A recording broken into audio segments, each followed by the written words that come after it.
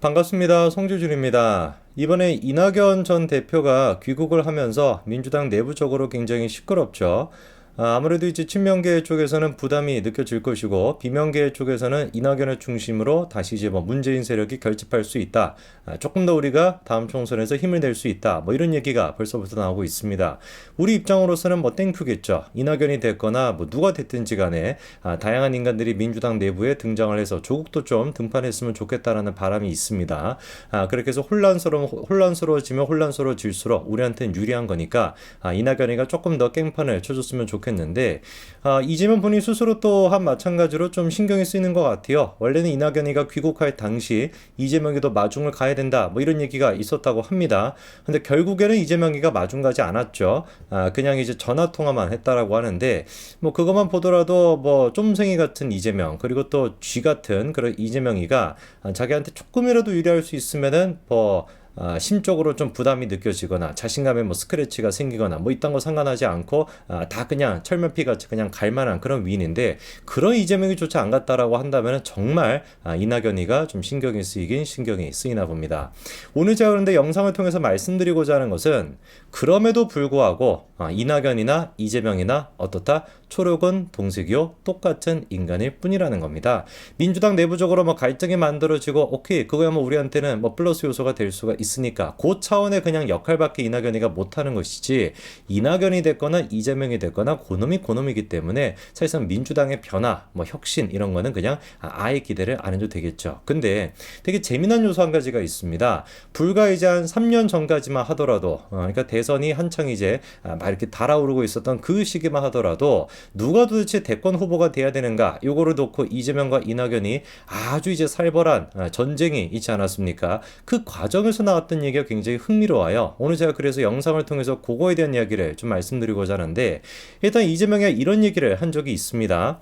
이낙연이야말로 측근에 대한 말이 많다라고 하면서 옵티머스 의혹을 직격했다라고 하는 얘기가 나와 있는데 결론부터 말씀을 드리면은 이재명의 측근들이 얼마나 많은 사람들이 극단 선택을 했습니까? 무려 이제 4사람 정도나 극단 선택을 했었죠. 근데 이제 이재명이 하는 얘기는 야 우리 측근들 내 측근들은 문제가 되지 않는다. 오히려 누가 문제가 된다라는 거에 이낙연의 측근이 문제가 된다 이런 얘기를 했습니다. 놀랍게도 이낙연의 측근 또한 마찬가지로 극단 선택을 한 적이 있어요. 그리고 그 극단 선택을 했던 배경이 옵티머스와 연관이 돼 있는 게 팩트가 맞기는 맞습니다.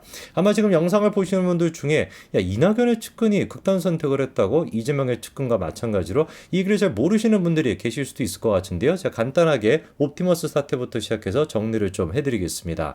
자 일단 옵티머스 사건이라는 게 뭐였냐?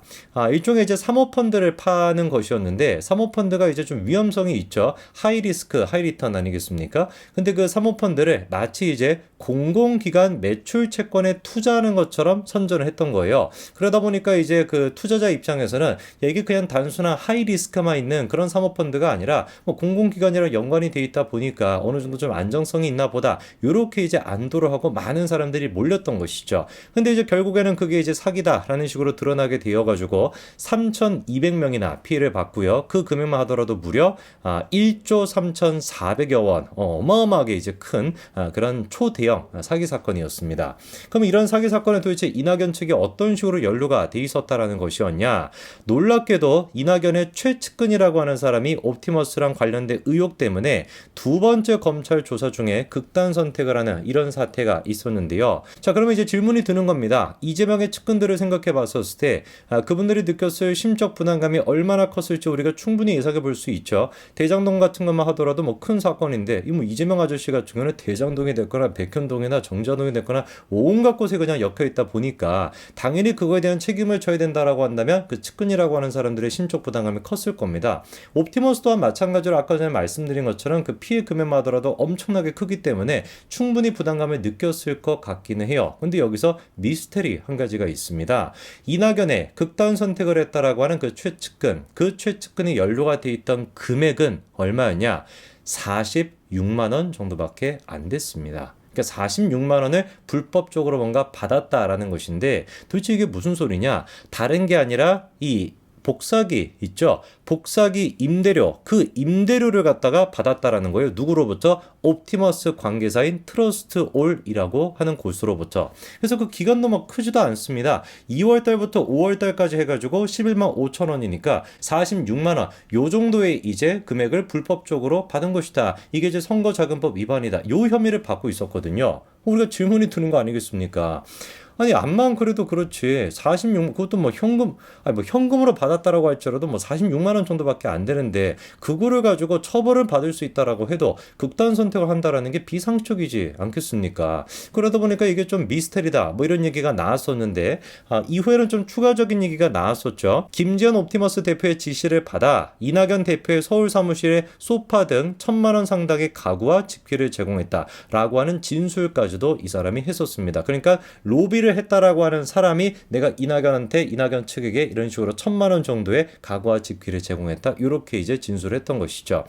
사실 그렇다라고 해도 저는 조금 고개가 갸우뚱해집니다. 1,000만 원에다가 복사비까지 한다면 아까 전에 46만 원이었으면은 이 정도를 가지고 극단 선택을 한다. 이 약간 좀 납득이 안 되는데, 이번에 그 최측근이라고 했던 사람이 누구였는지를 보니까 이낙연이 그 전남지사 아니었습니까? 그때부터 시작해가지고 계속해가지고 이낙연을 이제 섬겼던 사람이고, 그리고 당시에도 이낙연으로 인해가지고 실형을 선고받은 적이 있었어요. 그게 이제 뭐냐? 경선 과정에서 권리 당원들의 당비를 대납한 혐의로 징역 1년 2개월을 선고받았던 적이 있던 그런 사람이었습니다. 그러니까 이낙연을 과거에 돕다가 실형을 선고받은 그런 전력이 있던 사람이다 보니까 그것 때문에 약간 심적 부담감이 느껴져가지고 극단 선택을 했다라고 볼 수도 있습니다만, 제가 오히려 생각하기에는 왜 한창 이제 그 옵티머스라고 하는 게 민주당 쪽의 인사들과 연루가 돼 있다라고 하는 의혹이 있었죠. 그리고 그거를 생각해서 그런지 뭔지는 모르겠습니다만, 여의도의 저승사자라고 불렸던 남부지검의 그 합동수사단, 그거를 추미애가 또 폐지를 시켜버리지 않았습니까? 놀라운 기적의 논리를 그때 꺼냈었죠. 부패의 온상이다. 부패를 수사하는 것이 부패의 온상이다. 뭔 근거가 있는지는 모르겠지만 부패를 수사하는 것, 여의도의 저승사자다라는 별명이 있는 합수단을 갖다가 부패의 온상이라고 하면서 폐지를 시켜버렸거든요. 누가 보든지 간에 민주당에 대한 수사로 옵티머스나 라임 사태 같은 것이 확장되는 것을 막기 위해서 추미애가 선수를 쳤다라고 밖에 안 보이는 상황이었는데, 묘하게 제가 느끼기에는 그런 어떤 연장선에서 이낙연의 최측근 또한 연루가 돼 있던 게 아닐까라고 하는 의심이 든다라는 것이죠. 자, 근데 여기서 또 코미디 같은 게 한 가지가 있습니다. 바로 이재명의 발언인데요. 이재명이 이런 얘기를 했었습니다. 이낙연 대표가 뭐가 아쉬워서 부당이익을 얻거나 묵인을 했겠냐? 정치 음해다. 요게 이제 이낙연의 최측근이 아까 전에 그 복사기에 대한 임대료, 가구를 같은 걸 제공받았다라고 하는 얘기가 나왔을 당시, 제일 처음 나왔을 당시 이재명의 반응이었습니다. 정치적인 음해라는 거야. 이낙연 편을 들었죠. 그랬다가 뭐 1년 정도가 채 지나지 않아가지고 뭐 1년 됐는지 모르겠는데 바로 대번에 그냥 이재명이 뭐라고 그냥 말을 싹 바꿔버렸습니까? 이낙연 옵티머스 해명해야 된다. 이렇게 입장을 바꿨었죠. 그러면서 하는 얘기가 본인을 되돌아봐야지. 아니, 세상에 문제없는 나를 그런 식으로 공격하면 이거 말이 되겠느냐? 이런 얘기를 이재명이가 했습니다. 물론 뭐 이재명의 입장 바꾸는 거야 하루 이틀도 아니고 삼시세끼 밥 먹듯이 그냥 하는 사람이니까 놀랍지도 않은데, 정작 이재명 본인 스스로도 어땠다라는 거예요? 옵티머스랑 연루가 돼 있었다는 거예요. 보십시오. 옵티머스 문건에 떡하니 그냥 최동욱과 이재명 두 사람의 이름이 등장하고 있지 않습니까? 어떤 내용인지를 보니까 문건에 적혀있는 내용이 최동욱 고문이 2020년 5월 8일 이재명 경기도지사와 면담을 했다. 사업의 패스트트랙 신속 진행을 확인을 했다. 사업 인허가 시점이 9월이고 예상 차익은 1,680억 원이다. 이런 내용이 적혀 있었어요. 이거에 대해서 최동욱이 됐거나 이재명이 됐거나 뭐 인간들은 문건이 과장되어 있는 것이다, 거짓이다라고 얘기를 하는데, 세상 천지에 거짓을 하겠다라고 하는 사람이 다른 것도 아니고 그럼 문건에 적혀 있는 내용이 날짜까지 나와 있고요. 언제 몇 월 며칠에 만났다라는 얘기까지 있고, 사업이 어떤 식으로 진행이 될 건지 방법까지 나와 있고, 그리고 구체적으로 사업이 언제 시작이 될지에 대한 얘기, 그리고 어떤 이익을 거둬들일지에 대한 얘기를 거짓말로 한다? 글쎄요, 저는 잘 모르겠습니다. 그러나 한 가지만큼 우리가 분명히 알 수가 있겠죠. 옵티머스에 대해 가지고 이재명이 됐거나 이낙연이 됐거나 분명히 뭔가 구린 구석을 있을 것이다. 그게 이제 추미애에 대한 방해 공작 뭐 이런 것 때문에 제대로 된 수사가 이루어지지는 않았습니다만, 한 가지 제가 희소식 아닌 희소식을 말씀을 드리면은 2013년도 1월달, 올해죠, 그쵸? 올해부터 시작해가지고 남부지검 합동수사단에서 다시 이제 옵티머스 사건에 대해서 살펴보고 있는 상태 아니겠습니까? 한번 좀 지켜봐 지켜봐야 되겠죠. 그렇게 문재인 정권에서 묻으려고 했던 옵티머스 사건, 이 사건의 배후에 누구 이름이 등장하게 될지, 또다시 이재명과 이낙연 두 사람의 이름이 총선을 앞두고 터져나오지는 않을지 벌써부터 저는 기대가 됩니다. 여기까지 말씀드리겠습니다. 감사합니다.